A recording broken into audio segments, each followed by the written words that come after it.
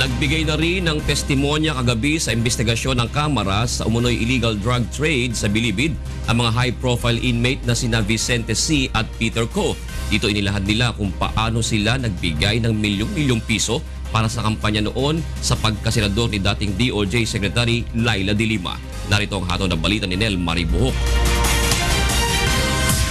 Itinuro ng high-profile inmate na si Peter Co ang dating driver ni Senator Leila De Lima na si Ronnie Dayan na tumanggap ng kabuuang 10 milyong piso para sa kampanya ng dating kalihim ng Department of Justice. Ito ang naging sentro ng binasang testimonya ng kanyang legal counsel na si Attorney Jose Gonzales. 2 beses akong nagbigay ng tig 5 milyon para tugunan ang hiling ni Senator De Lima na dating DOJ Secretary. Binigay ko ang mga halagang ito kay Hans Tan para maibigay kay Senator Leila De Lima na dating DOJ Secretary. Sa parehong pagkakataon, sinabihan na lang ako ni Hans Tan na naibigay na ang pera kay Ronnie Dayan. Batay pa sa testimonya ni Co, noong March 2016, isang nagngangalang Jad na umano'y pamangkin ni De Lima ang nagdemand sa kanya ng 5 milyong piso kapalit sa pagpapalaya sa kanyang mga kamag-anak na nahuli dahil sa iligal na droga. Nakatanggap ako ng tawag at sinabi na hinuli daw ang aking pamangkin kasama ang kanyang asawa at 4 na tao pa. Nasa bikutan daw at kung hindi ako magbibigay ng 5 milyon ay kakasuhan sila ng paglabag sa droga. Ayon pa kay Co, kinuha rin ni Jad ang 4 na sasakyan niya para gamitin umano sa kampanya ni De Lima. Inilahad naman ni dating National Bureau of Investigation Deputy Director Rafael Ragos kung paanong kinausap siya ni Dayan at humingi ng tulong para sa senatorial campaign ni De Lima. I had no choice but to say yes to Mr. Dayan because I know how close he is to Secretary De Lima. Dito idinitalye ni Ragos kung paanong naghatid siya ng milyong piso sa bahay mismo ni Senator De Lima sa kanyang bahay sa Parañaque. On 4 occasions on January 2013, I also received money from Juvencio Ablen Jr. which he said came from the inmates. On the first occasion, Mr. Ablen handed me 1 million pesos. Then he handed me 300 pesos. Then a few days later, followed by 2 more deliveries of 200,000 pesos each. In sum, I received a total of 1,700,000 pesos from Mr. Ablen, which I delivered to Mr. Dayan on several occasions at the above-mentioned house of Secretary De Lima. Samantala, dahil sa hindi pagdalo ni Dayan sa mga isinasagawang pagdinig ng komite sa NBP Bilibid Drug Trade, iniutos ng lower house na arestuhin ang dating driver ni De Lima at pinadiditine hanggat hindi nakikipag-ugnayan sa House Committee on Justice. Nel Maribuhok, UNTV News and Rescue, House of Representatives.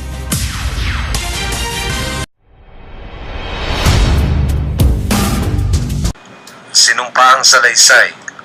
Ako, si Wu Tuan Yuan, nakilala din sa pangalan na Peter Co. 52 taong gulang, Chinese national, isang inmate ng New Bilibid Prison na may prison number N202P0812. Matapos makapanumpa ng naayon sa batas, ay malaya at kusang loob na nagsasaad ng mga sumusunod.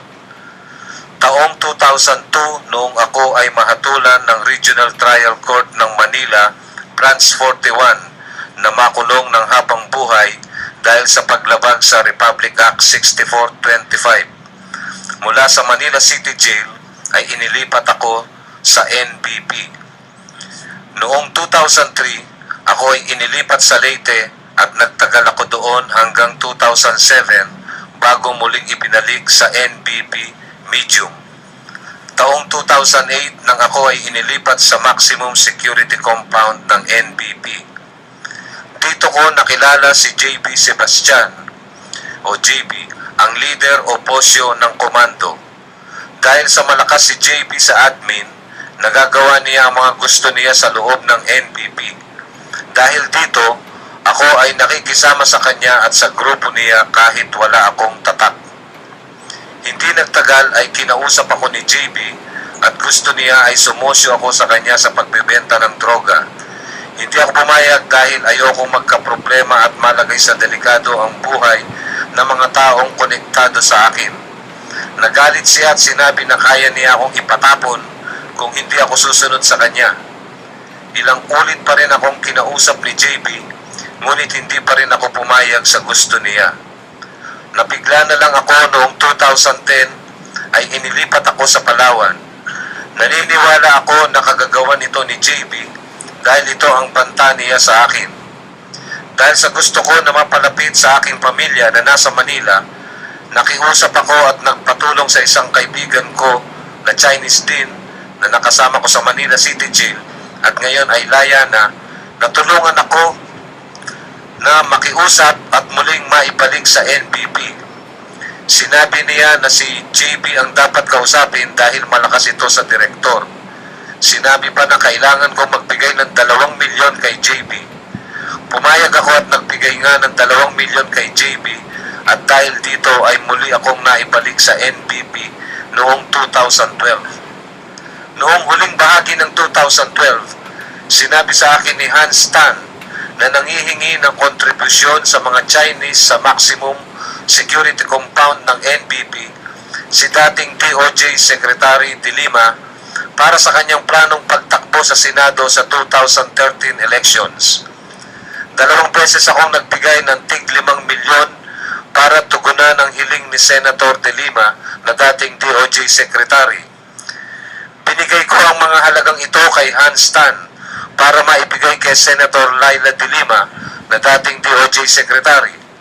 Sa parehong pagkakataon, sinabihan na lang ako ni Hans Tan na naibigay na ang pera kay Ronnie Dayan na siyang tumatanggap ng pera para kay dating DOJ Secretary De Lima. Sinabi rin ni Hans Tan na ang nag-deliver ng pera ay si dating OIC ng Bucor na si Rafael Ragos. Sa katawan, nakapagbigay ang mga Chinese sa loob ng maximum ng 10 milyon sa mga huling bahagi ng taong 2012 kay dating DOJ Secretary De Lima para sa kanyang planong pagtakbo sa Senado sa 2013 elections. Ang mga perang ito ay mula sa pinagbentahan ng illegal na droga.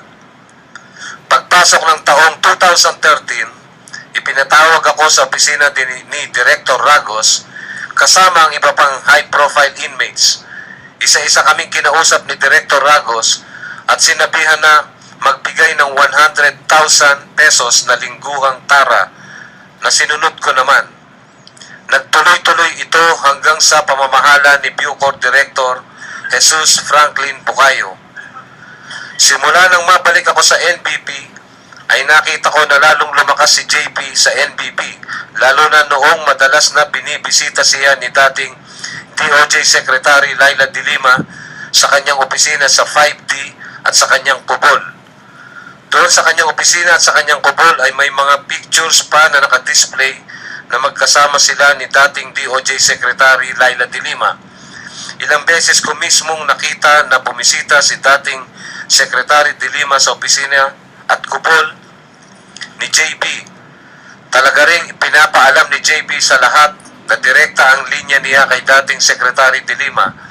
Lagi niya ring sinasabi na basta lumapit lang sa kanya at walang problema, kaya niya basta gusto niya. Dahil dito, nakikisama ako at sumusunod sa mga gusto at kahilingan ni JB upang huwag niyang mapag-initan. Napatunayan ko talaga na totoong malakas at malapit si JB kay dating Secretary Leila De Lima nung pinatawag niya kami sa kubol niya noong mga bandang huling bahagi ng taong 2014. Pagdating ko sa kubol niya ay nandun si dating Secretary Leila De Lima. Nandun rin pala ang mga gang leaders kagaya nila Herman Agoho, Jojo Baligad, Jaime Pacho, Rodolfo Magleo at iba pa. Maya-maya ay sumunod si Vicente C. Sinabi ni JB sa amin na dapat kaming magbigay ng pera para sa pagtakbo ni dating Secretary De Lima sa Senado. Muli niyang sinabi na dapat magtulungan kami sa pagbebenta ng droga at pinagdiinan niya na dapat maging centralized ang drug trade sa Bilibid at idaan itong lahat sa kanya. Nakinig lang po ako. Maya-maya ay nakita kong tumalikod at umalis si Vicente C. Kaya dahan-dahan na rin akong sumunod. Sa mga sumusunod na mga linggo, muli na naman niya akong kinausap na sumusyo sa kanya sa pagbebenta ng droga. Alam ko na nagalit na naman siya pero ayoko talagang sumama sa kanya kung kaya hindi ako pumayag. Ang gusto niya kasi ay malaman ng mga pangalan at mga pagkatao ng mga tao sa labas na katrabaho ko. Takot ako na mailagay sa delikado ang buhay nila kaya tumanggi talaga ako. Madaling araw ng December 14, 2014 nang kami ay biglang dinala sa office ng superintendent. Pinalabas kami sa aming mga kubol at ginalugad ang mga ito. Pagkatapos ay sinabi sa amin na may nakitang mga baril, droga at pera sa aming mga kubol. Maliban sa akin ay dinala rin sina Vicente C., Michael Ong, Jojo Baligad, Tony Co., Noel Martinez, Nomer Capones, Jackie C., Willie Chua, Tom Chua, Major Clarence Donggael, Herman Agoho, Eugene Chua, Willie C., Amin Boratong, George C., Samli Chua, Joel Capones at Herbert Colango. Lahat kami na hindi sumunod sa gusto ni JB ay ginalugad ang aming mga kubol at pagkatapos ay dinala sa National Bureau of Investigation at doon ikinulong ng ilang buwan. Hindi ko na ikinagulat na hindi nasali ang kubol ni JB sa paggalugad. Hindi siya dinala sa NBI. Alam ko na dahil malakas siya kay dating Secretary De Lima. Alam ko rin na ang paggalugad sa aming mga kubol at pagdala sa amin sa NBI ay kanyang paraan na pagpaparating ng mensahe sa amin na ang hindi sumunod sa gusto niya na idaan ang lahat ng operasyon ng negosyo sa droga sa kanya ay kaya niyang ipalipat at ipatanggal ang mga espesyal na pribilehiyong itinatamasa sa loob ng bilibid. Noong ibalik kami sa NBP, kami ay inihiwalay na sa maximum at inilagay sa Building 14. Makaraan ng ilang buwan ay isinama sa amin si JB. Alam ko na napilitang gawin ito kay JB dahil masyado nang nababantayan ng media ang mga drug lords sa bilibid. Ngunit kahit nasa Building 14 na si JB, ay nananatili pa rin siyang makapangyarihan at takot pa rin sa kanya mga tauhan ng Bucor, lalo na ang mga jail guards. Noong nasa Building 14 na kami, pinipilit akong muli ni JB na sumusyo sa kanya. Hindi pa rin ako pumayag.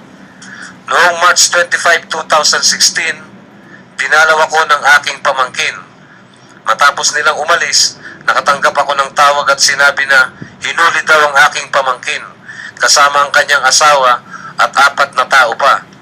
Nasa bigutan daw at kung hindi ako magbibigay ng 5 milyon, ay kakasuhan sila ng paglabag sa droga. Dahil hindi ako magaling magtagalog, nagpatulong ako kay Hans Tan at siya ang nakipag-usap doon sa tao. Napag-alaman ko na pamangkin ito ni DOJ Secretary De Lima at Jad ang pangalan. Tinawaran ko ang halaga na hinihingi at umutang ako sa kaibigan ko ng 1 milyon. Sa panahong yon, nagkakasino ang kaibigan kong ito at doon mismo sa kasino ibinigay ang cash na 1 milyon kay Jad. Dinagdagan ko pa ito ng 1 milyon na idiniposito sa bank account ni Jad. Kinuha niya rin ang 800,000 pesos mula sa bank account ng kapatid ng isa nilang dinukot. At dahil kailangan daw nila ng sasakyan para sa kampanya ni Secretary De Lima, ay kinuha din ang 4 kong sasakyan. Ang mga sasakyang ito ay isang Honda Civic na kulay silver, isang Honda City na kulay itim, isang Toyota Vios na kulay itim, at isang Toyota Innova na kulay itim, black. Noong March 26, 2016, tumawag si Judge sa pamangkin kong si Sally na magdagdag pa ng 3 milyong piso para sa pagtakbo sa Senado ni dating DOJ Secretary De Lima. Kapalit nito ay sinigurado nila na hindi kikidnapin uli ang pamilya ko at magiging ligtas ako sa loob ng bilibid. Noong March 28, 2016, nagbigay nga si Sally ng 3 milyong piso kay Jad. Pagkatapos nito ay lumipad na si Sally at ang kanyang pamilya patungong China dahil sa kanilang takot na muling makidnap. Kusang loob kong ginawa ang sinumpaang salaysay na ito upang isiwalat ang aking nalalaman. Wala pong nagturo, nagbanta, nanakot, o nag-alok ng anumang uri ng pabuya sa akin upang gawin ko ang salaysay na ito. Bilang totoo, kusang loob kong inilalagda ang aking pangalan ngayong ikasyam ng Oktubre 2016 dito sa lungsod ng Muntinlupa. Wotuan Yuan Peter ko nagsasalaysay.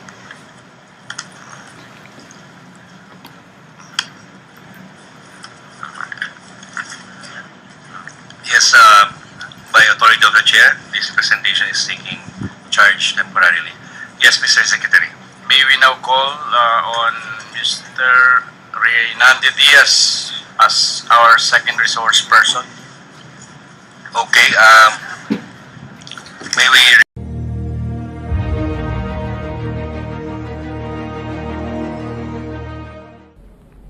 May nagalit isang artista sa akin na ano daw ako, psychopath.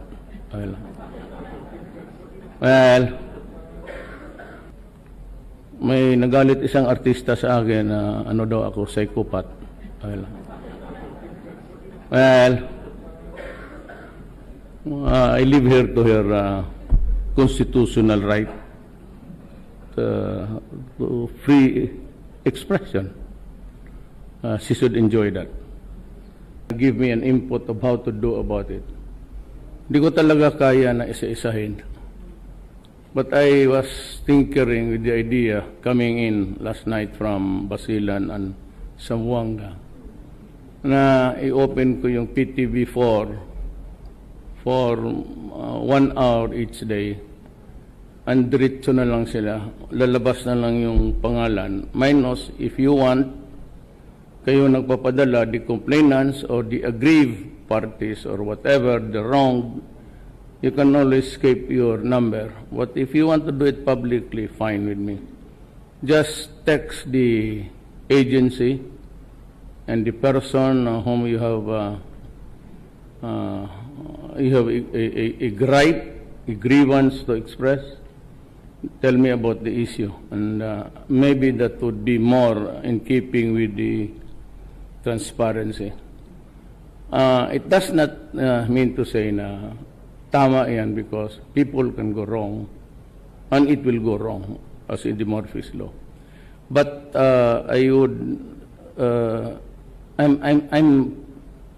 my predilection now is really to go fast, simply because 6 years is a very limited time to do some reforms. If I could just get a fraction of the corruption sa ating gobyerno, mukhang okay na. I cannot erase all, I cannot stop it, but I can minimize it. Ngayon, I said, I don't know if it's with keeping with the right also to be, of the people to be informed, on the right to air a grievance vis-a-vis with the right of the person to keep his privacy. But I am trying to kind of looking for how to strike a happy balance here. Kasi hanggang ngayon, mayroon pa rin and parang I feel it as an insult really. Kasi yan ang pinangako ko. One is, I will stop corruption. That was the only line that was repeated by my mouth all the months of the campaign. Second is itong, it leaves a bitter taste in the mouth.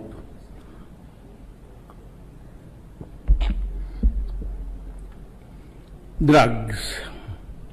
Alam mo, there's an evolving two school of thoughts here na we treat them, we arrest them, we prosecute them. Pero kung kayong mga abogado, and I've been a prosecutor for so many years, just the thought of building a case for one criminal, one drug pusher, just to build a case for one would take you about 3-4 days and a lot of investigation, 3 or 4 men to assign. Kayo tayo mga abogado, you know that is well nigh impossible to do it. What I'm trying to say is that I do not think I can be successful unless I destroy the apparatus of the criminal syndicates. sad to say, really the big ones, nandoon sa labas, and they are operating. I would like to show you the metrics kung maaari lang. Kung meron lang tayong national security clearances ngayon, ipapakita ko na dyan sa inyo kung paano. And it's being operated by electronics. Down. Tama yung sinabi ni JB Sebastian. Ang umabot lang dyan sa loob ng penitentiary, konsumo lang nila yan. Ngayon, but in the past, they were actually into it, cooking inside and selling. Diyan sa ang market nila was Manila, the Metro Manila hanggang Cavite. But that was stopped because medyo nagkahirapan. Ang pumapasok lang dyan, yung konsumo nila. For the life of me, alam ba ninyo na ang droga sa Pilipinas ang laro na sa loob ng National Penitentiary? Magtanong kayo ng dumaan niya na superintendent or warden. It is being operated all throughout the Philippines using just the cellphone. Be it in Parañaque, in Davao Penal Colony, lahat, pati doon sa Iubot. Doon sa mga penal colonies naglalaro ang mga kriminal.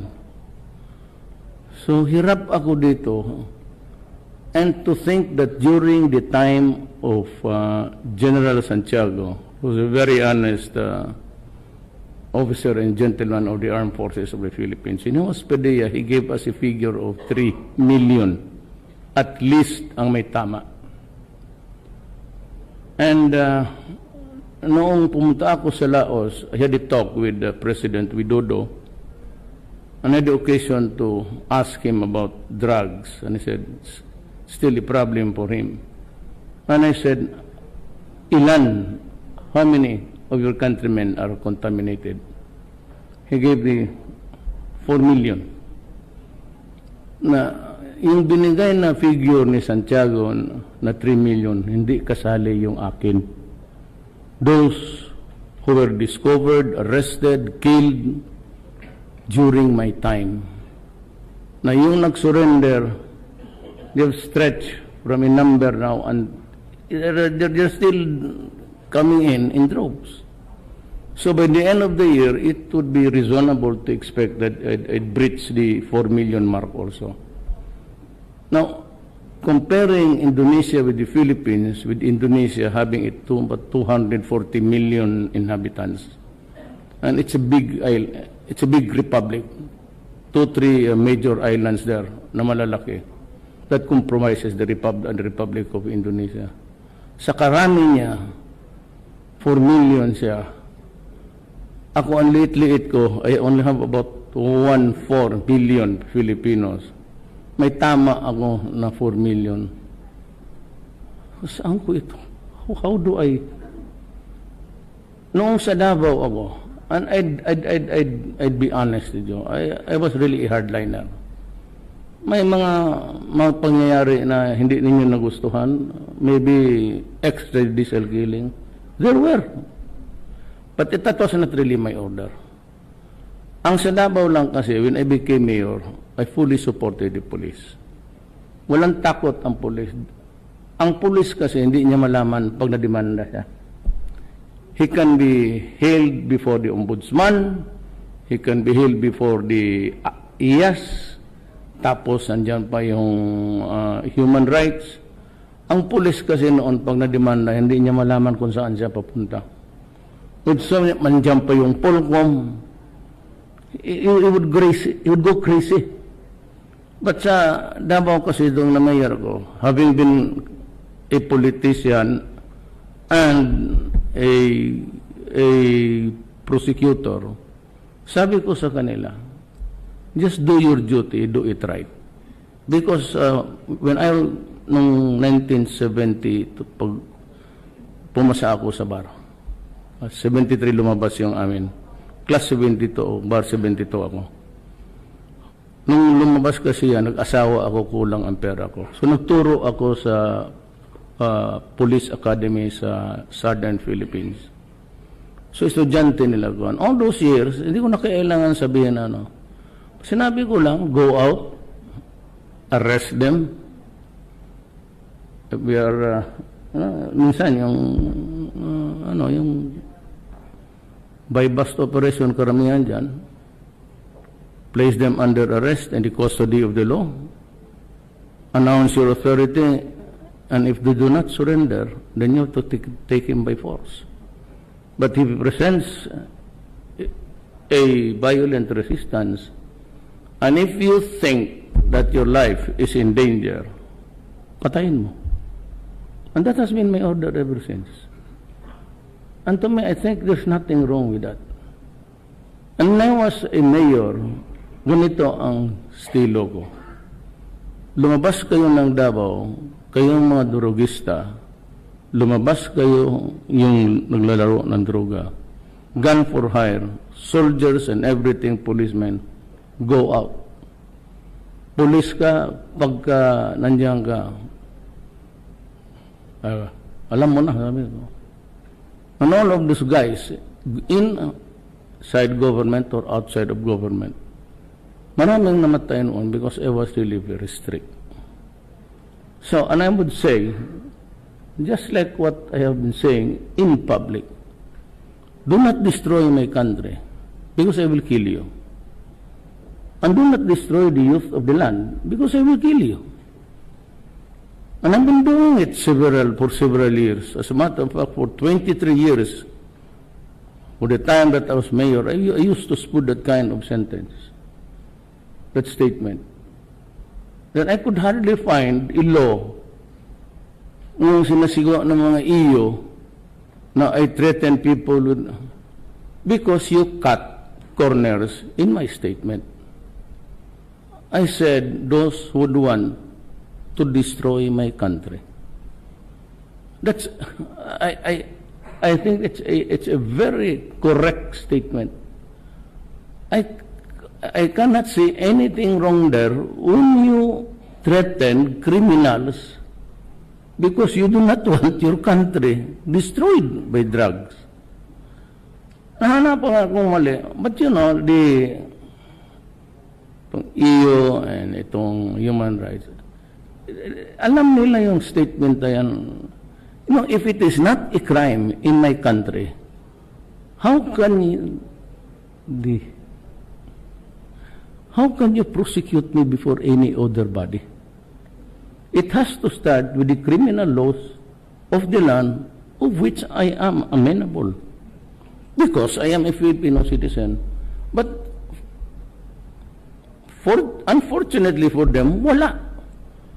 And they reprimand me and chastise me, including Secretary of State, yung babae doon, pati Obama. And you know, before you must do some digging. Before I left for Laos, I said, wag ninyong akong hiyain doon. Wag ninyo. And I was referring to the press and everybody who would ask me publicly. So wag ninyong bastusin doon because this is a gathering of, you know, when I was vice mayor, it was all right for you to parang sidekick. Those are side issues of governance. But when I am the President of the Republic of the Philippines, little as I am, kung wala silang respeto sa akin, they must remember that I carry the identity of a sovereign country. You do not have any right to chastise me publicly. There is the United Nations, and if you see something wrong in our sovereign exercise of our authority, you go there and make your statement and ask for a motion that it be referred to the Human Rights Commission. But do not just stand there like Obama and the rest. And parang sabihin, wag kang mag-ano dyan ng human rights. And to threaten, ang nagalit ako doon sa statement ng isang, I don't know that gusto ko magmura. Sabi niya, You know, Mr. Duterte, you better watch out your mouth. You might stand to lose the age that you are. Kung ganun lang naman, takutin ka na parang kunin yung pagkain sa harap mo. Kaya ako nagalit.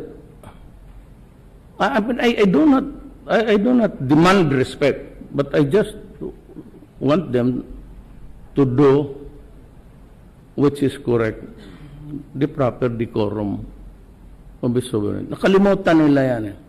Kaya kasi ang pagtingin kasi ng Amerika and the others, maliit lang kasi tayo. Historically, they never, lalo na yung, it's not actually the fault of the presidency, yung State Department na yan. Ano talaga? They are there to stay and they do what they want because they think they're the most powerful nation on earth. If you feed lang nila sa president, the presidente naman, sabi ko kay Obama, I never made those statement. Yung mga hurtful words. Now, itong si Goldberg, well, for the second time, totoo eh. What's wrong with your gay? Totoo man sinabi ko, ano started the Rocos? Siya, because he wrote onto a statement of mine that was a narration of a true event. Now, somebody from the other side during the campaign was looking for the tape sa RPN because he was the cameraman riding piggyback sa akin. He was all around sa likod ko. Totoo yung sinabi ko. Itong mga to, nakaswerte ito. Naunahan pa. Tama yun. Sinabi ko sa galit ko.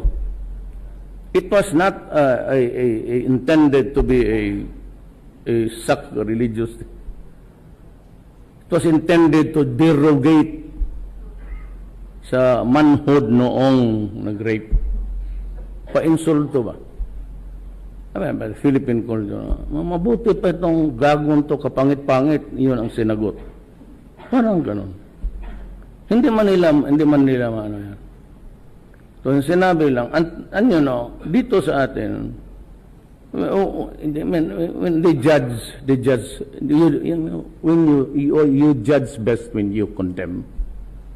Ang alam mo dito sa atin, for those who cannot really pronounce it, salamagan.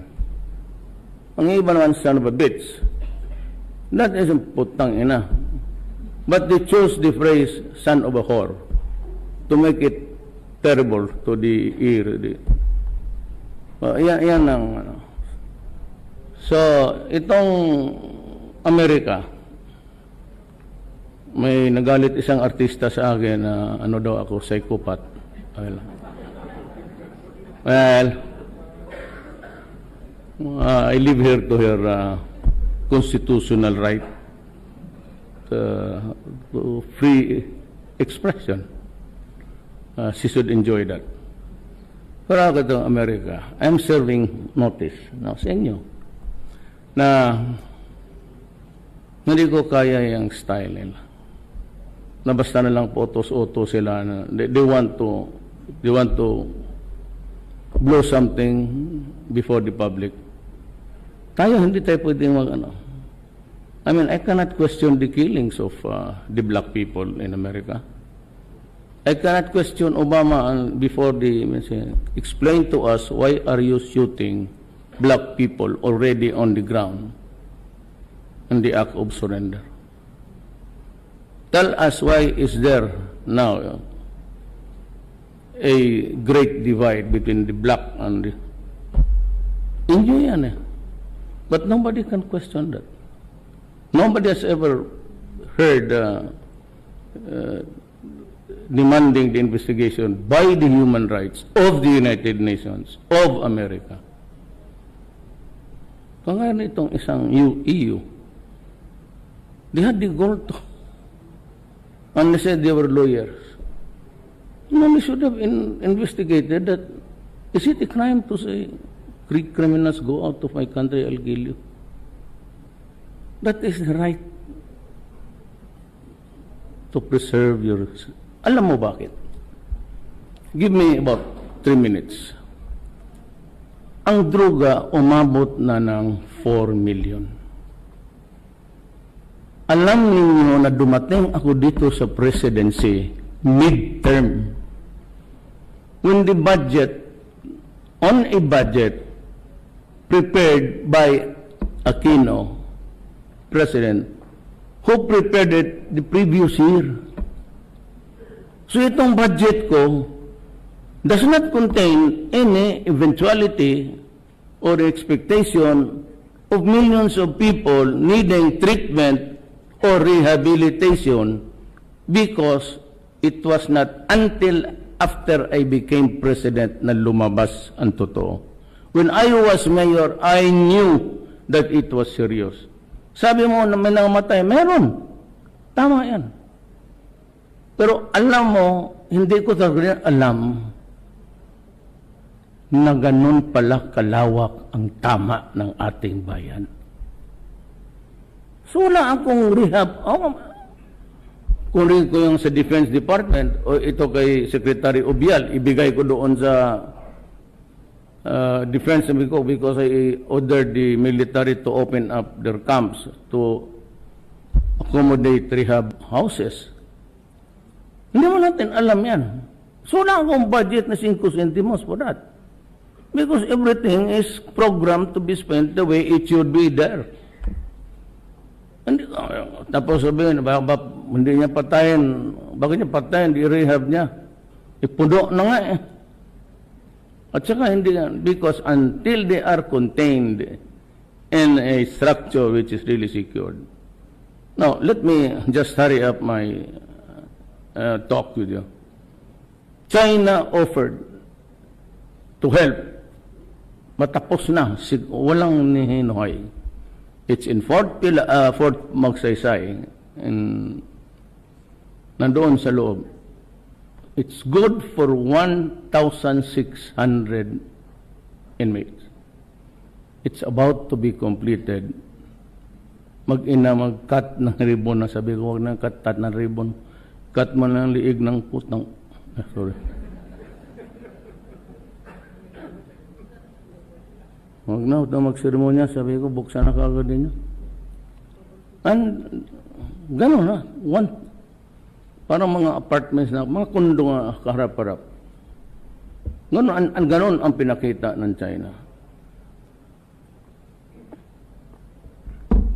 Ngayon, sabi, bakit ako magpunta ng China? Okay. Gusto ninyo, ayaw natin China? O sige. May arbitrary ruling tayo. We won. We are entitled to the entitlements of that part of the Red China Sea na atin. Entitlements. It is not territory. The territory is 12 miles. Beyond that is yung ating tawag natin, parang fish pond. Lahat naman tayo binigyan ng fish pond. Oh. Yan, in your Philippines, you have count it from the outermost line, then draw a line there, and that's yours. Lahat tayo may ganon. But China has claimed it to be part of their historic sovereign territory. Okay. Tayo ang nag-file, panalo tayo. Okay, magbotohan tayo. Sinong gusto na? Dalawa lang eh. I will insist, pag ayaw na lang ibigay, atakihin ko sila. I'll start the war. Mapahiya tayo pag hindi. I talk. O sinong-singan magsabi, birhan natin bukas. Padala ko yung Navy doon bukas. I'll send the gray ships there. Wala. It will be a massacre. And, to top it all, the battleground would be Palawan, anak ng... Buti sana kung sa Massachusetts tayo o sa New York. Sige, pahit tayo. Huwag yung bayan ko. Kaya itong kamay ko ng Athena, gusto namang kalabit ng trigger. I don't know what happened. Baka nakarma ako. Siguro yung... Anyway, yan ang dyan. So China has repeatedly invited me. I have accepted the offer. There was a little bit of kasi I was supposed to punta ng Japan ahead, but Japan gave a definite date. I forgot all about it. Nagbigay sila ng definite date eh. So, wala akong magawa. Sabi ng itong, bakante pa lang, dito ka muna sa amin. But just for, pupunta ako ng Brunei, tapos didiretso ako ng China. Then, part of that is Japan. Contrary to the belief of other Filipinos, it is not the United Nations. Maliit lang yan, pati yung military. It's the Japanese government. Ang pinakamalaki. Tulong. Then so I'll go to Japan. Then probably I will go to Russia. In that meeting namin sa Laos, nobody knew it, but I said, na-divulge ko naman sa inyo. We talked, kami lang dalawa ni Medvedev. Sabi niya, you go to Russia and we'll talk about it. We have everything that you need here. Pati pera siguro. Well, anyway, yun ang sitwasyon. I do not think that I will tsaka yung tingnan mo talaga ito.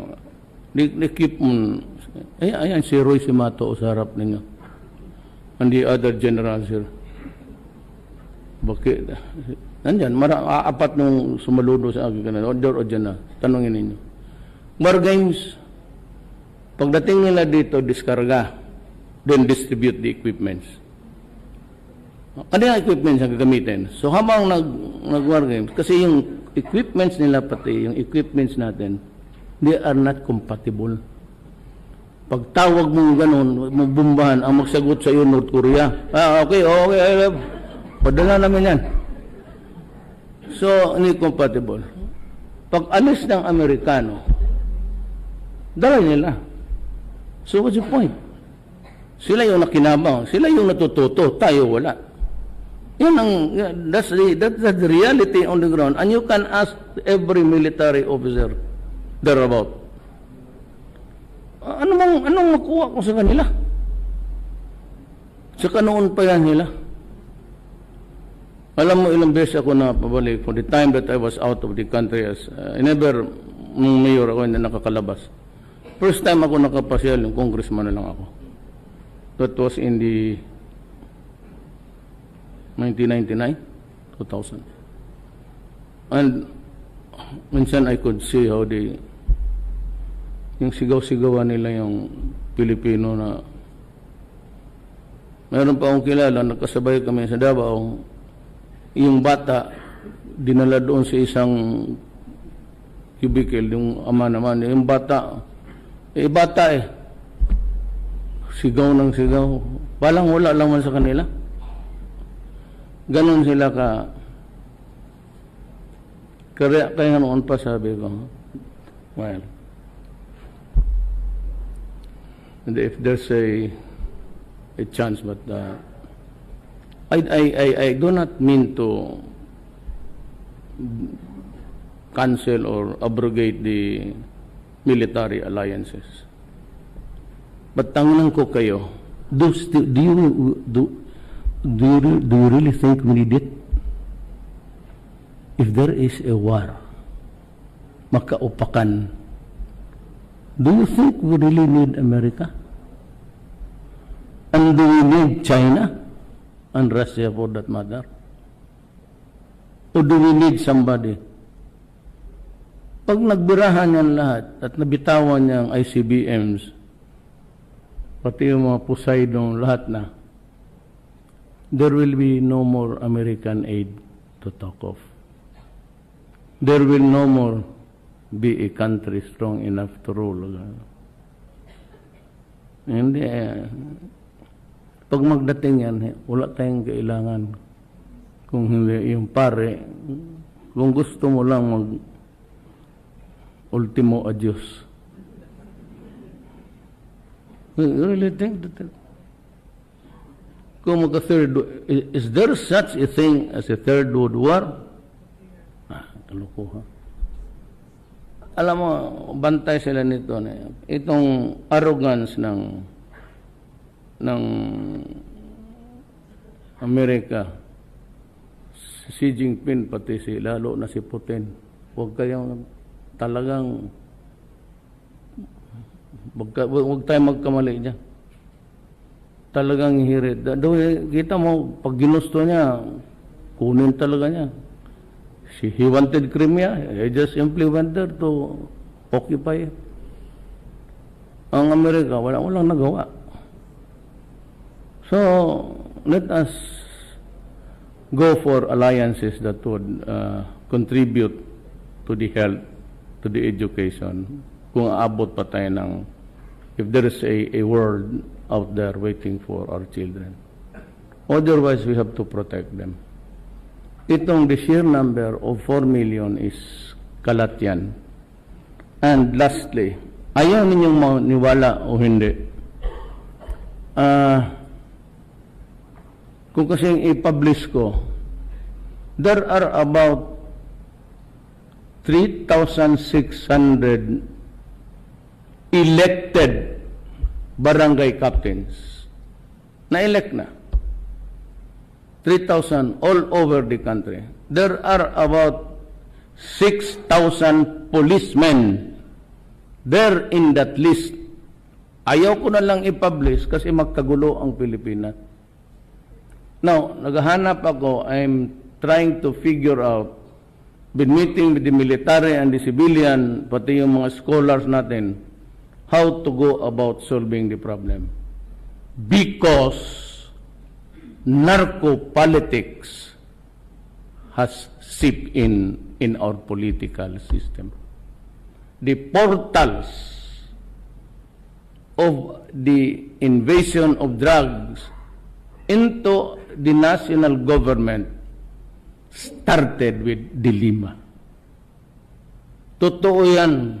Ilang witness na nagsasabi sa inyo, yung Guardia na, yung NBI, yung PSG,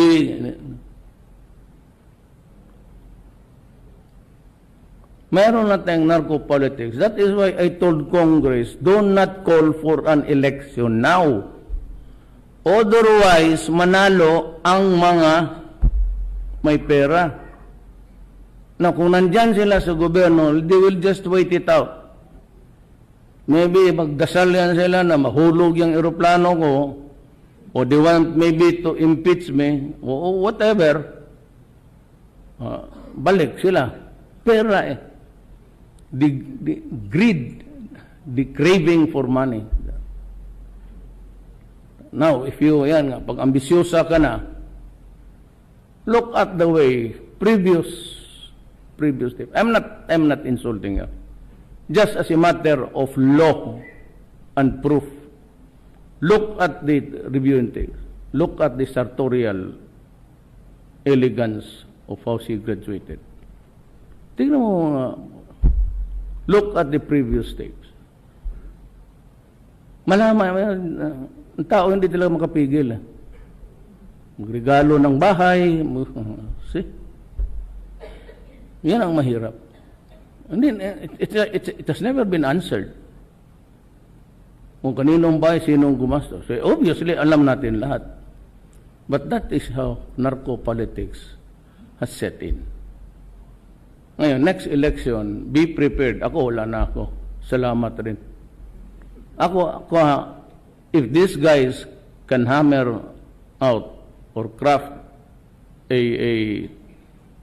itong hinihingi ng ating mga kababayan natin na Muslim federal, if you can finish it in 3 years or 2 years, I will go. I will resign.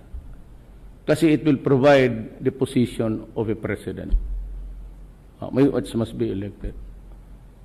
The moment it is ratified by the Filipino people, you have my assurance. You have my word of honor. I do not want to stay any longer kung hindi ako kailangan. I will resign and give way. Yan ang garantiya ko sa inyo. But for the time being, di ko malaman kung itong droga. Because pag hinayaan ko, it will destroy the next generation by the sheer contamination and widespread. Talaga mahirapan yan. It's like a case of Hong Kong noon, when there was this English company given the sole right to sell opium. It took the Chinese 4 generations to entirely wipe out, including my grandfather. Nag-opium yun. Noon kasi nahuli. Maliit pa ako pero malakas na magmadyong, malakas pa mag-yup-yup ng opium ang buang. Took them several generations to. Now, if I mag-let go ako ngayon, it might be bloody, it might be cruel, it might be brutal. That is for my country. I'm not doing it for somebody else. Kaya kung ayaw ninyo magtulong, di matingin kayo. Basta there is a rule which tsaka yung balot-balot na binabalot ng hindi ang gawain ng pulis, hindi ang gawain ng military. Bakit tayo magbalot ng plaster na tao dyan na we are not into manufacturing of mummies? Yun yan sila. Remember that there are now policemen at large, yung mga ninja tawag nila. There was a time for cleansing and it's still going on. Because nobody, pinatong ko na nga 2 million per head of the 9 known drug manufacturers. Sabi kasi na mga, kung bakit pa natin ibigay sa kanila, di tayo na lang. Look at, you should visit, I don't know if it would be in bad taste to, the monument of, tignan ninyo sa Arayat, napakalaki. Ganito kalaki, oh. Yung ikot ng mga makina doon, tubig, tangke, tapos dito yung heater, tapos yung tube. Finally, yung SHABU. Kaya kung hindi natin makaya ito, let us just operate it. Mag-SHABU na lang tayong lahat. Wala naman tayong magawa. Let us join the crowd. But sabi ko, I repeat it, on these major issues of presidency ko, I stake my honor, my life, and my country. My presidency. Presidency ko, honor. Impeachment, fine. I'll go. Wala problema. Kudeta, I will go. Sabi ko, Laroy, huwag na magkudeta. Come here. Line there. Okay, raise your right hands. I, General, would like to be President. Okay. Sige, inyo na. Solve the problem. Balikan ko kayo. Ganon. Kung mayroon bang gusto, sige. But I will not. I will never iwanan ang buhay ko, my honor, and the president. Ang schizophrenia, guys, it's in your head. Nasa hearing voices, paranoid ka because meron ka talagang and valid motive sa person who is experiencing it. It's really an illness that is treatable once Sorry, Ron. Kumbaga nakakilala early, in the early stage. Kailangan talaga ang family support. And of course, there's the stigma to the illness. No? So, it's like any other disease, like diabetes, like it is that yun hindi siya it's mental disorder. I've seen psychiatrists and I'm very broken about it. So, sa akin, seeing a shrink is just like seeing your ENT or seeing your cardiologist. Ganun din naman yun because we shouldn't be afraid to get help. So, nandun din naman. You really have to educate people na hindi pwedeng i-dismiss na ay balikan o ay naging lokalong. cannot dismiss because there is a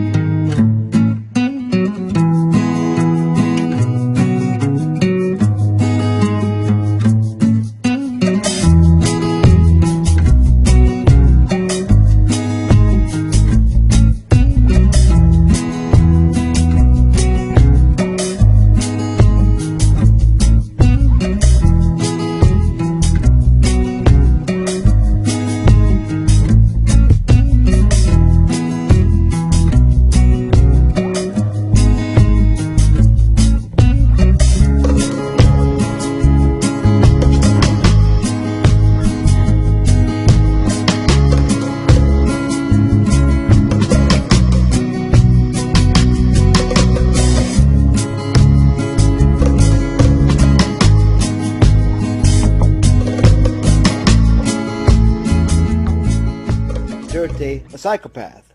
You bitch. You yellow tard, goddamn oligarch bitch. Do we not know that public figures, people with money, are going to be sucking the dicks, the little bitty dicks, and licking the assholes of the oligarchs? They love each other. People in high places always look down on the victims and blame us for the shit they do. That is what evil does. That's why the church has so much goddamn money and doesn't spend it on children.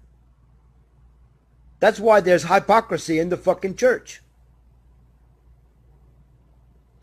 Filipina put on one of my posts a Wikipedia definition that the church is the biggest provider of public health services in the world. It's Wikipedia. Who gives a shit about actresses and actors, movie stars, musicians, if they are standing for oligarchy? They are your enemy. God damn it.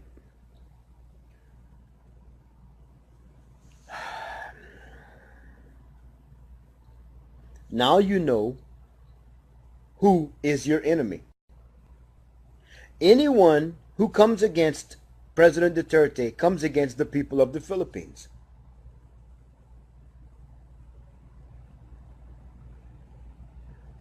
I have been knowing, like the World Health Organization, there's nothing about World Health involved in the World Health Organization.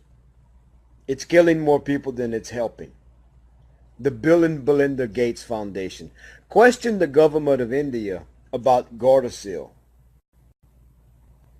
a disabling disease, a disabling cancer, cervical cancer drug that they give young girls, and it's making them sterile. It's making them have palsy. They want to give it to young boys. How in the fuck are you going to give a cervical cancer drug to a boy? He doesn't have a fucking cervix. He's got a little dick, you son of a bitch.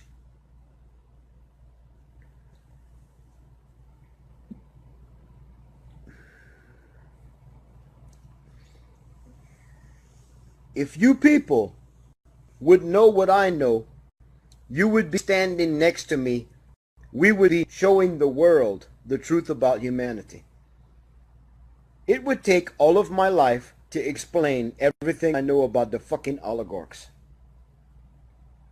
But anytime you see someone position their mouth to speak and words come against President Duterte to make him look bad, they are defending the oligarchs. They're defending the people who want you to shut your mouth and be a good goddamn slave. Shut up, stupid human. Don't you know yellow is the right color? Huh? Don't you know Aquino was a man of the Philippines? Don't you understand?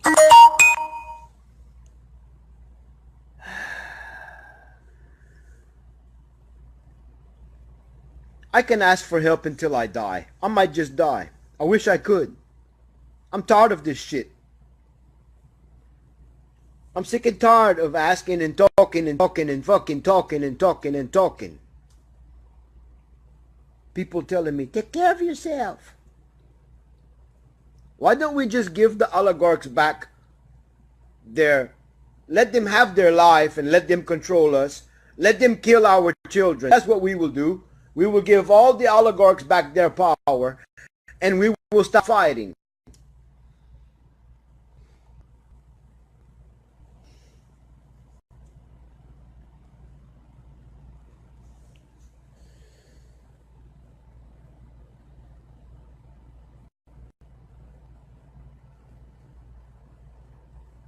I'm tired of wasting my time. I want to live also.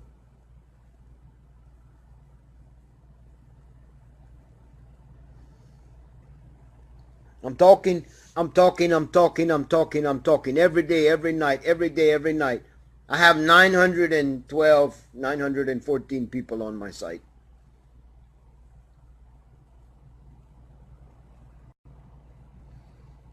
I feel like I have failed. Today, I did a radio show today. People tell me, I'm going to call you later. No calls. Because people are too busy. They talk and they have their lives and they're okay. They're good oligarch slaves. I don't give a fuck who you are. If you're a goddamn slave, you're a fucking slave. And you need to be told about it. Son of a bitch.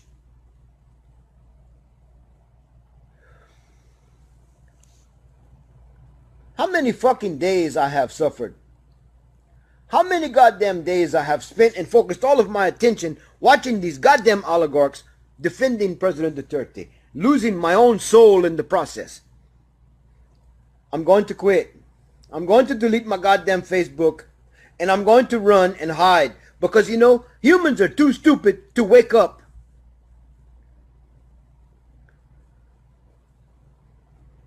Humans are too fucking stupid to be human. They would rather go to church and eat Jesus and drink his blood. How dare anyone go against President Duterte? I wish somebody would slap the shit out of that bitch. Trillionaire, I'd like to cut his dick. Just cut it off on television and stick it in his mouth. Make him swallow it.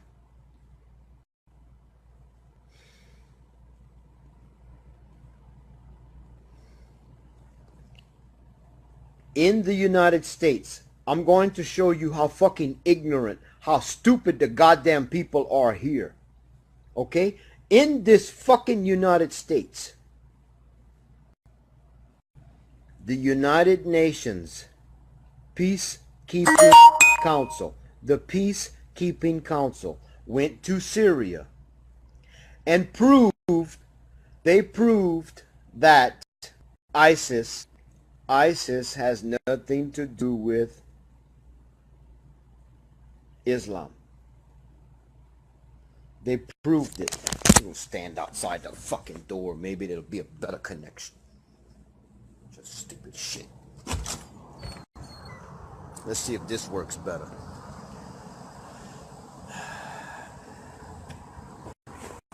The United Nations Peacekeeping Council went to Syria and came back and had a 45-minute press conference.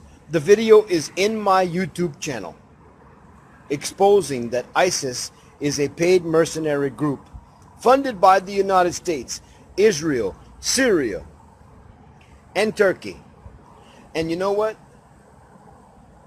You know what? The fucking people in the United States don't even pay attention. I had a close friend of mine. I told him, I said, what if I could show you a video that would prove from the mouth of the United Nations Peacekeeping Council that ISIS had nothing to do with Islam? You know what this stupid son of a bitch named Cecil Trahan in my city said? He said ISIS is terrorist Muslim. He cursed me. He said I was fucking crazy. I need to start exposing people and their goddamn ignorance.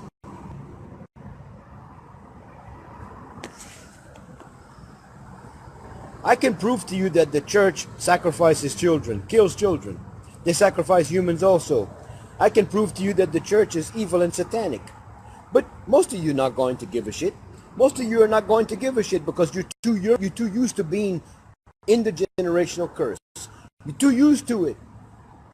You'd rather still die. Yes, you would. ISIS just control everything. Let it run. Let ISIS be what it is. Who gives a shit? Who gives a shit if John eats? Who gives a shit? I live in a fucking motel room. Who gives a shit, huh? Nobody gives a shit. Nobody gives a fuck about me. Why should I? I tell people, join my website. Sign up, join my website. I reach millions of people. Believe me, I reach millions of people. I have under 1,000, under 1,000 in 4 months. 4 months. Nobody fucking listens to me. Why should I do what I do? Nobody gives a shit.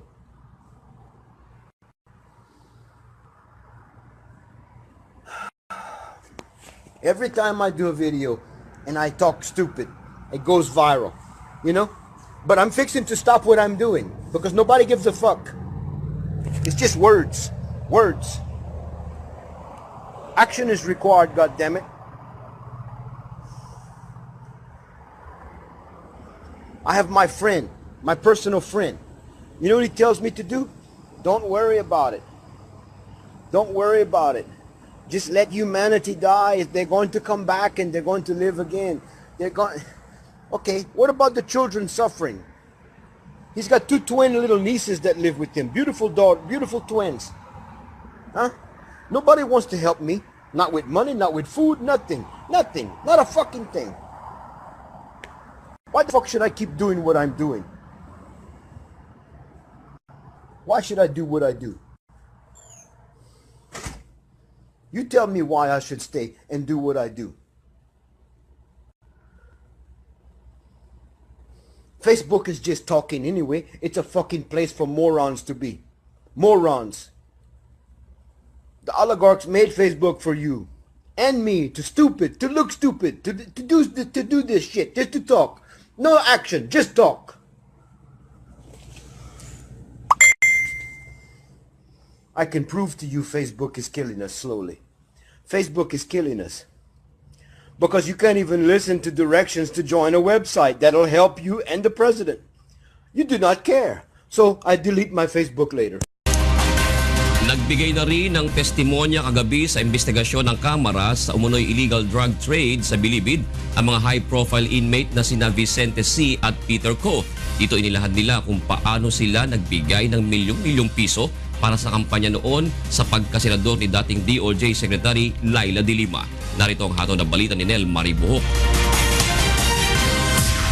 Itinuro ng high-profile inmate na si Peter Co ang dating driver ni Senator Leila De Lima na si Ronnie Dayan na tumanggap ng kabuuang 10 milyong piso para sa kampanya ng dating kalihim ng Department of Justice. Ito ang naging sentro ng binasang testimonya ng kanyang legal counsel na si Attorney Jose Gonzales. 2 beses akong nagbigay ng tig 5 milyon para tugunan ang hiling ni Senator De Lima na dating DOJ Secretary. Binigay ko ang mga halagang ito kay Hans Tan para maibigay kay Senator Leila De Lima na dating DOJ Secretary.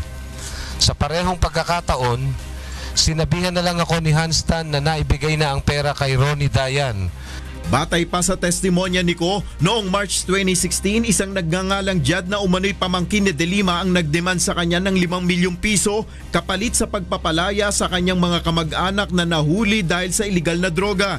Nakatanggap ako ng tawag at sinabi na hinuli daw ang aking pamangkin kasama ang kanyang asawa at 4 na tao pa.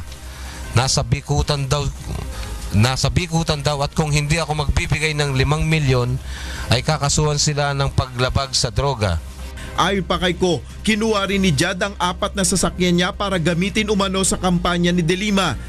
Inilahad naman ni dating National Bureau of Investigation Deputy Director Rafael Ragos kung paanong kinausap siya ni Dayan at humingi ng tulong para sa senatorial campaign ni De Lima. Simula nang mabalik ako sa NBP, ay nakita ko na lalong lumakas si JP sa NBP, lalo na noong madalas na binibisita siya ni dating DOJ Secretary Leila De Lima sa kanyang opisina sa 5D at sa kanyang kubol. Doon sa kanyang opisina at sa kanyang kubol ay may mga pictures pa na nakadisplay na magkasama sila ni dating DOJ Secretary Leila De Lima. Ilang beses ko mismong nakita na bumisita si dating Secretary De Lima sa opisina at kubol ni JB. Talaga rin pinapaalam ni JB sa lahat na direkta ang linya niya kay dating Secretary De Lima. Lagi niya ring sinasabi na basta lumapit lang sa kanya at walang problema. Kaya niya basta gusto niya. Dahil dito, nakikisama ako at sumusunod sa mga gusto at kahilingan ni JB upang huwag niyang mapag-initan.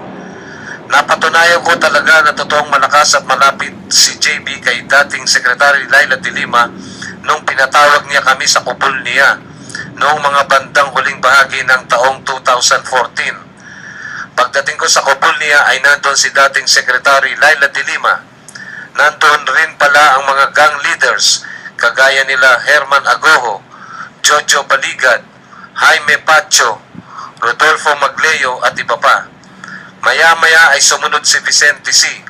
Sinabi ni JB sa amin na dapat kaming magbigay ng pera para sa pagtakbo ni dating Secretary De Lima sa Senado.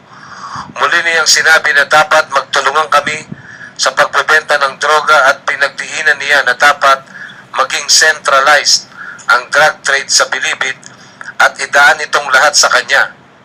Nakinig lang po ako. Maya-maya ay nakita kong tumalikod at umalis si Vicente C.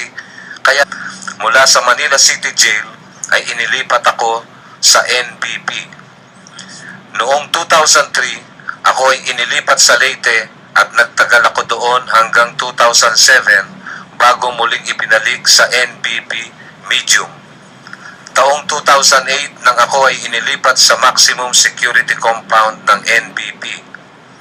Dito ko nakilala si JB Sebastian o JB, ang leader o posyo ng komando. Dahil sa malakas si JB sa admin, nagagawa niya ang mga gusto niya sa loob ng NBP. Dahil dito, ako ay nakikisama sa kanya at sa grupo niya kahit wala akong tatak. Hindi nagtagal ay kinausap ako ni JB at gusto niya ay sumosyo ako sa kanya sa pagbebenta ng droga. Hindi ako pumayag dahil ayokong magkaproblema at malagay sa delikado ang buhay ng mga taong konektado sa akin. Nagalit siya at sinabi na kaya niya akong ipatapon kung hindi ako susunod sa kanya. Ilang ulit pa rin akong kinausap ni JB, ngunit hindi pa rin ako pumayag sa gusto niya. Nabigla na lang ako noong 2010 ay inilipat ako sa Palawan.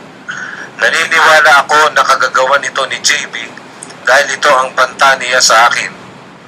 Dahil sa gusto ko na mapalapit sa aking pamilya na nasa Manila, nakiusap ako at nagpatulong sa isang kaibigan ko na Chinese din na nakasama ko sa Manila City Jail at ngayon ay laya na natulungan ako na makiusap at muling maibalik sa NBP. Sinabi niya na si JB ang dapat kausapin dahil malakas ito sa direktor. Sinabi pa na kailangan kong magbigay ng 2 milyon kay JB. Pumayag ako at nagbigay nga ng 2 milyon kay JB.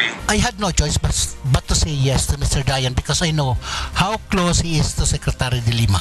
Dito idinitalye ni Ragos kung paanong naghatid siya ng ₱1,000,000 sa bahay mismo ni Senator De Lima sa kanyang bahay sa Parañaque. On 4 occasions on January 2013, I also received money from Balikan Jr. which he said came from the inmates. On the first occasion, Mr. Ablen handed me 1 million pesos. Then he handed me 300 pesos. Then a few days later, followed by 2 more deliveries of 200,000 pesos each. In sum, I received a total of 1,700,000 pesos from Mr. Ablen, which I delivered to Mr. Dayan on several occasions at the above-mentioned house of Secretary De Lima. Samantala, dahil sa hindi pagdalo ni Dayan sa mga isinasagawang pagdinig ng komite sa NBP Bilibid Drug Trade, iniutos ng lower house na arestuhin ang dating driver ni De Lima at pinadiditine hanggat hindi nakikipag-ugnayan sa House Committee on Justice. Nel Maribuhok, UNTV News and Rescue, House of Representatives.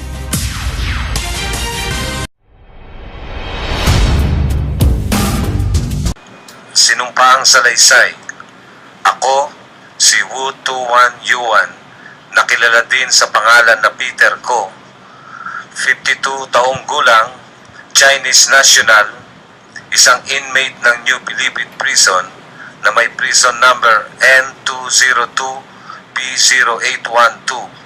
Matapos makapanumpa ng naayon sa batas, ay malaya at kusang loob na nagsasaad ng mga sumusunod. Taong 2002, noong ako ay mahatulan ng Regional Trial Court ng Manila, Branch 41, na makulong ng habang buhay dahil sa paglabag sa Republic Act 6425. At dahil dito ay muli akong naibalik sa NBP noong 2012. Noong huling bahagi ng 2012, sinabi sa akin ni Hans Tan na nanghihingi ng kontribusyon sa mga Chinese sa maximum security compound ng NBP si dating DOJ Secretary De Lima para sa kanyang planong pagtakbo sa Senado sa 2013 elections. 2 beses akong nagbigay ng tig 5 milyon para tugunan ang hiling ni Senator De Lima na dating DOJ Secretary. Binigay ko ang mga halagang ito kay Hans Tan para maibigay kay Senator Leila De Lima na dating DOJ Secretary. Sa parehong pagkakataon, sinabihan na lang ako ni Hans Tan na naibigay na ang pera kay Ronnie Dayan na siyang tumatanggap ng pera para kay dating DOJ Secretary De Lima. Sinabi rin ni Hans Tan na ang nag-deliver ng pera ay si dating OIC ng Bucor na si Rafael Ragos. Sa katawan, nakapagbigay ang mga Chinese sa loob ng maximum ng 10 milyon sa mga huling bahagi ng taong 2012 kay dating DOJ Secretary De Lima para sa kanyang planong pagtakbo sa Senado sa 2013 elections. Ang mga perang ito ay mula sa pinagbentahan ng illegal na droga. Pagpasok ng taong 2013, ipinatawag ako sa opisina ni Director Ragos kasama ang iba pang high-profile inmates. Isa-isa kaming kinausap ni Director Ragos at sinabihan na magbigay ng 100,000 pesos na lingguhang tara na sinunod ko naman. Nagtuloy-tuloy ito hanggang sa pamamahala ni Bucor Director Jesus Franklin Bucayo